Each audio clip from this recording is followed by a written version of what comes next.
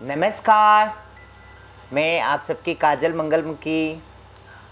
आज मैं धर्मशाला जो हिमाचल प्रदेश के जो बहुत फेमस सिटी कहते हैं और यहाँ की खूबसूरती बहुत क्या कहना है वाकई में।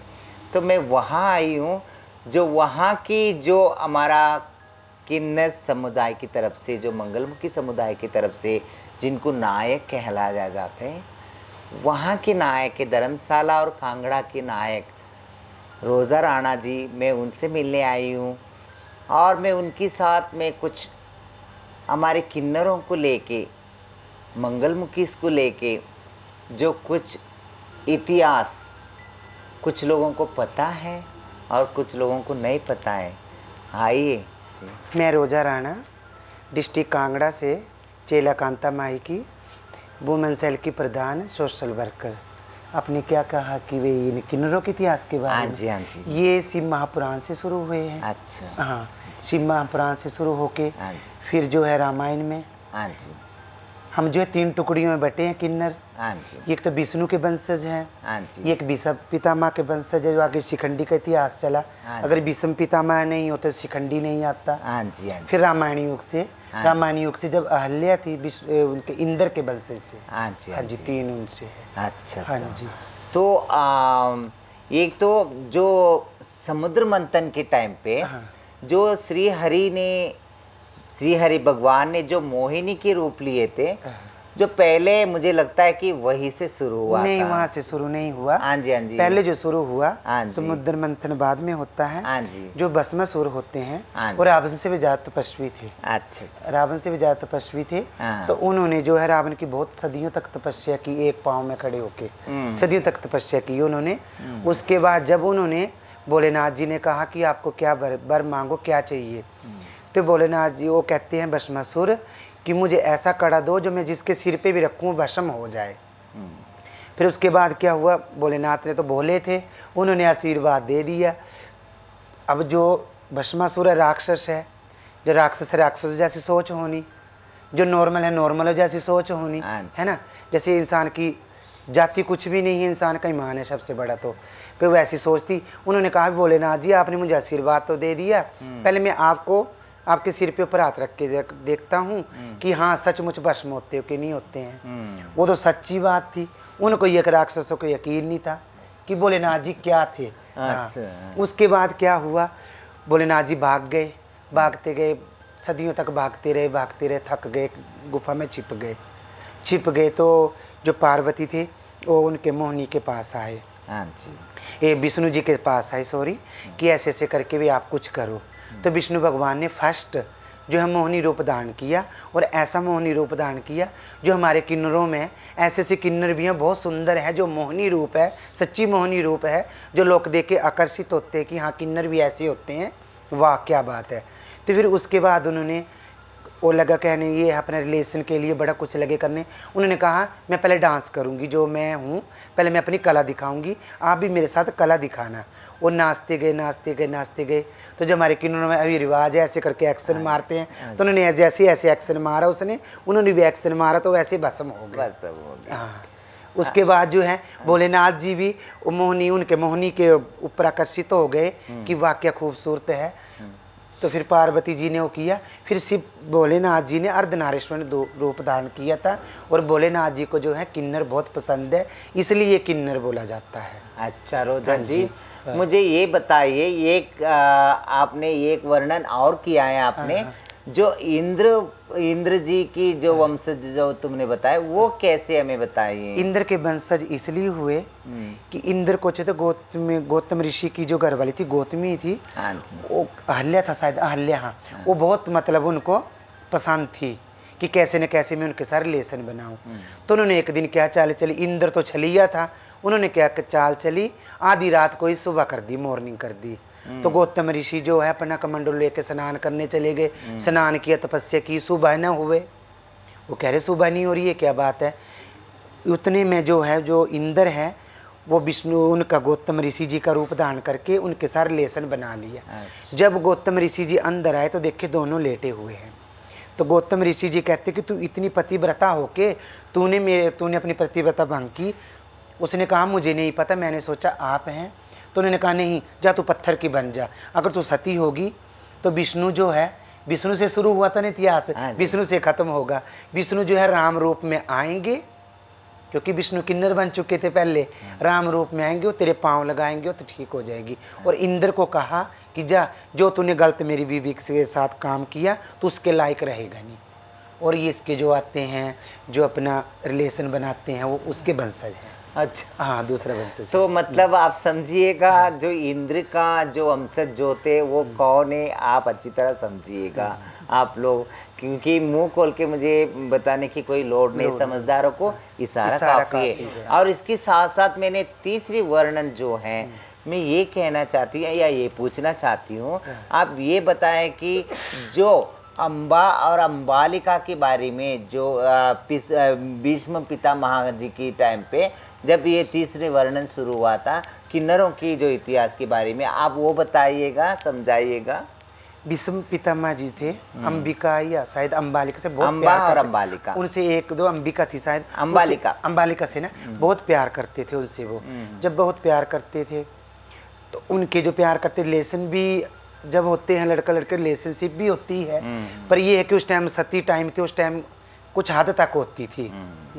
तो ये ऐसी बात हुई तो गंगा जो माता थी उनको ये सब पसंद नहीं था। उन्होंने कहा, उनको ये पता लग गया अगर इसके साथ शादी हो जाती है तो ये होगा वो होगा, बहुत लंबी बात है, मैं थोड़ी बात कहूँगी। अच्छा। उसके बाद जो क्या किया, गंगा मैया ने कहा भीष्म पितामह से कहा कि जा मैं मेरे को एक वर दे तू। उन्होंने कहा क्या वर चाहिए? उन्होंने कहा कि तू ऐसा वर दे कि सारी उम्र तो कुंवारा ही रहेगा। अच्छा। तो उन्होंने वर तो उन्होंने ले लिया। अब आग और पानी एक तरफ इकट्ठे रहते नहीं हैं। जो तीसरी मैं बात करने जा रही हूँ बहुत सोची समझी और सुलझी हुई बात है। हाँ, तो उन्होंने कहा भी आग पानी तो एक रहती है। भीष्म पितामह जी अपना लिंग परिवर्तन कर दिया। तो काफ़ी सालों तक वो कभी यहाँ कभी वहाँ घूमते रहे और वो उनको ढूंढती रही। जब वो आपस में मिली तब वो लगी उनके साथ मतलब वो करने, क्योंकि भीष्म पितामह जी को पता था कि जब मैं उसके पास जाऊंगा तो आजकल माँ बाप का आशीर्वाद भी टूट जाती है कि मैं को रहेगा। तो उन्होंने क्या किया, उन्होंने कहा जैसी तू है वैसी मैं हूँ। उन्होंने कहा महाभारत का युग आएगा और मैं यही रूप धारण करके आऊंगी और तेरी मौत का कारण होगी। और उसी टाइम वो मर गए। फिर महाभारत का युग चला, फिर उन्होंने वही हुआ। जब आए तो अग्गे शिखंडी खड़े हो गए, शिखंडी आया। कई कहते हैं ना शिखंडी के वंशज भी है, बट उनको इतना ही पता होगा शिखंडी के वंशज तभी है। फिर उन्होंने आगे शिखंडी के पीछे से तीर मारा उनको और कहा कि जितने मेरे को जितने मेरे को इस टाइम दर्द हो रहा है और तू असली के मेरे को दर्द तो दिखे नहीं किसी को भी, जो तूने मेरे को तीर मारे अंदर, सारी दुनिया तेरे को देखेगी। फिर मौत की सेज में वो ऐसे करके तारा। देखा आप सब ने सुना जो किन्नर की इतिहास, जो कहते हैं जो ताली बजाने से या साड़ी पहनने से कोई किन्नर नहीं बनता है। ये किन्नर जो है, जो हमारा मंगलमुखीस, जो अभी मंगलमुखीस कहा जाता है उनको, वो किन्नर आज से नहीं चलते आ रहा है। हमारा जो सदियों से चलते आ रहा है, जैसे द्वापर युग, त्रेता युग और कहते हैं कि सतयुग से था हमारा किन्नर की इतिहास। तीनों वर्णन रोजा जी ने किया है। जैसे इंद्र की वंशज कौन थे और उसके साथ साथ विष्णु वंशज कौन थे, मतलब किन्नर, और उसके साथ साथ जो पितामह भीष्म पितामह जी की वंशज कौन थे, मतलब जो उसमें किन्नर कौन थे, ये सब वर्णन हमने समझ गए। और इसके बाद मैं ये पूछना चाहती हूँ कि जो हमारा जो मंगलमुखीस, जहाँ मंगल कार्य होता है, जहाँ शादी होता है, जहाँ बच्चे होते हैं या कोई भी खुशियाँ होती है इस कलयुग में उसमें हमें बुलाया जाता है। जो मंगलमुखीस को बुलाया जाते हैं मंगल कार्यों में, जो मंगलमुखीस को बुलाया जाते हैं वो किसकी वंशज है रोजा जी, आप बताइए। ये तीनों ही है। अच्छा, जो विष्णु के वंशज हो गए, हाँ जी, वो अपना लोगों के घर बधाई ब्लेसिंग देने जाएंगे। अच्छा, अपने बड़े प्यार से ब्लेसिंग देंगे, हाँ जी, अपना नाचेंगे गाएंगे, हाँ जी, अपना हाथ जोड़ के आएंगे। अच्छा, जो हमारी परंपरा चली है, हाँ जी, अपने उनको सिक्का देंगे, हाँ जी, अपना चावल की पोटली बांधेंगे, दुआ दे के आ जाएंगे। हाँ और वो जो महाभारत वंशज के हैं, जो शिखंडी के वंशज के हैं, वो अपना लड़ाई झगड़ा करेंगे, हमने ये लेना वो लेना, दंगा करना पंगा करना, ये करना, होश में आ गए। और बाकी तीसरा आपको तो पता ही है, अच्छा। उसका तो मैं वर्णन करूंगी नहीं।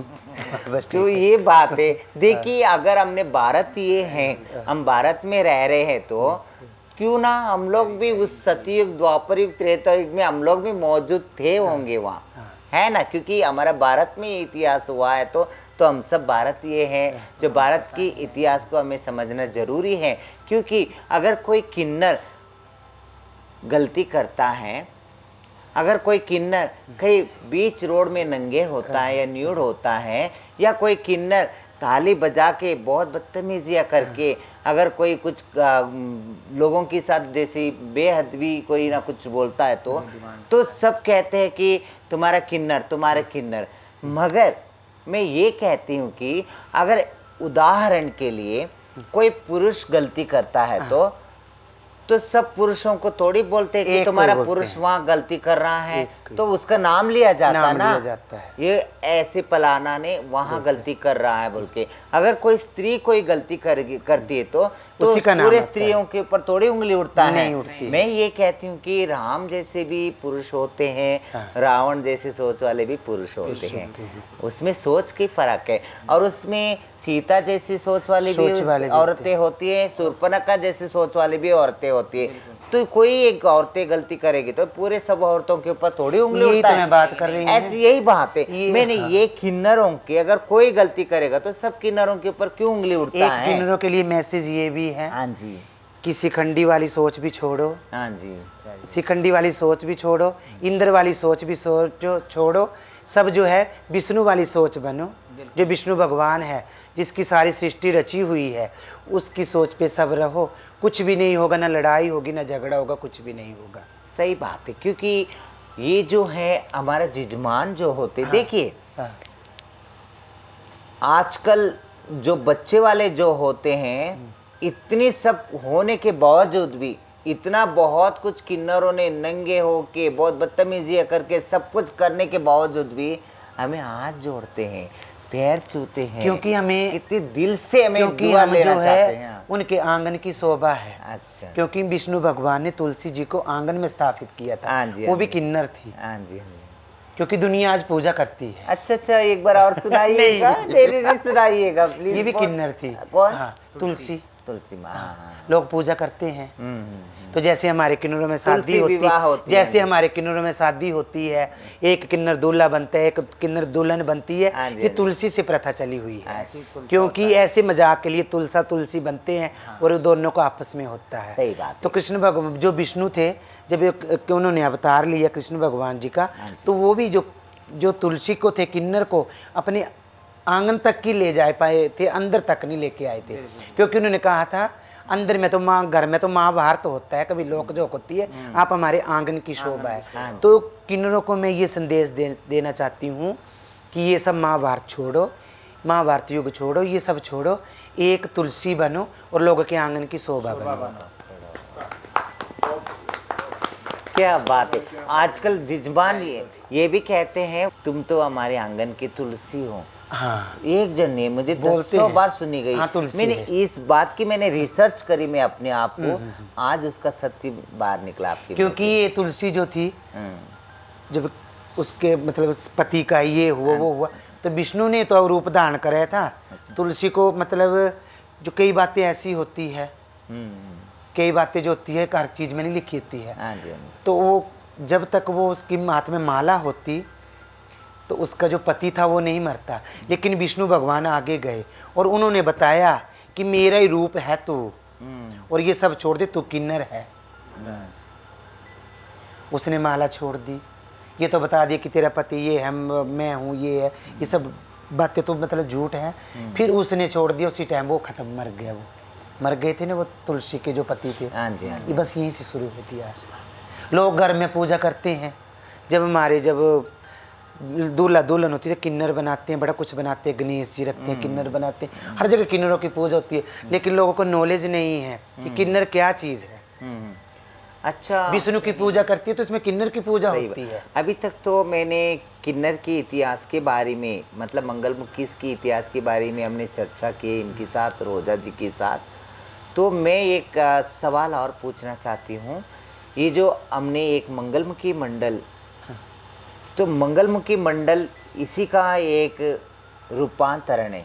मतलब जैसे जो हमारा बुजुर्गों ने, जो हमारा सतिया जतिया मायों ने जो बना के गए, हमारा परंपरा, जो संस्कृति, जो रीत रिवाज जो बना के गए हैं, जो आजकल हमारी समाज में वो तोड़ी तोड़ी करके गायब होती जा रही है।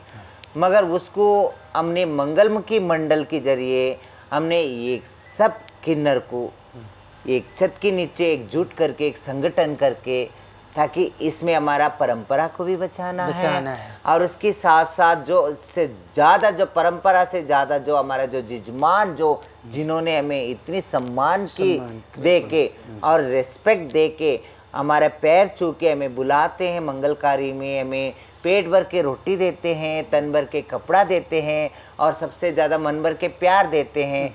तो ऐसे किन्नरों को और ऐसे परंपराओं को बचाना है कि नहीं, उसके बारे में 2 शब्द बताइए। यही तो मैंने बात की कि महाभारत युग छोड़ो, हाँ जी, शिखंडी के वंशज ना बनो, इंद्र के वंशज ना बनो, विष्णु के वंशज बनो। क्योंकि हमारा काम है लोगों को ब्लेसिंग देना, दुआ करना और उनके घर से खुशियाँ लेके आना और उनको खुशियाँ दे के आना, हाँ, ना कि ये कि जुर्म करना। और ये जुर्म कहाँ से शुरू होता है? ये जुर्म जो है बड़े लोगों से शुरू होता है, छोटा लोग कभी जुर्म नहीं करेगा। यही हमने सोच बदलनी है और इस सोच के लिए आप जैसा कहेंगे हम आपके साथ तैयार हैं। Very good, very good, very good. मैं भी आपके साथ। मैंने यहाँ धर्मशाला में आके वाकई में जो धर्म जो होता है, मतलब रिलीजियन जो होता है, इंसान की जो सच्ची रिलीजियन वो होता है, वो इंसानियत, मतलब humanity. She is the human being person. First time I am saying here she also human being person. ये कहते हैं कि truth is the very important for everyone, necessary कहते हैं। तो इसके साथ साथ हम सब साथ लेके चलेंगे और एक संगठन बनाएंगे और एक छत के नीचे एकजुट होके हम अपनी हक और अपनी परंपरा को बचा के रहेंगे, ना कि लड़के अपने प्यार से, प्यार जैसे विष्णु के थे मोहिनी रूप दान किया था, वो रूप दान करके। बहुत अच्छा लगा। शांति बनाने की कोशिश करें। नमस्कार।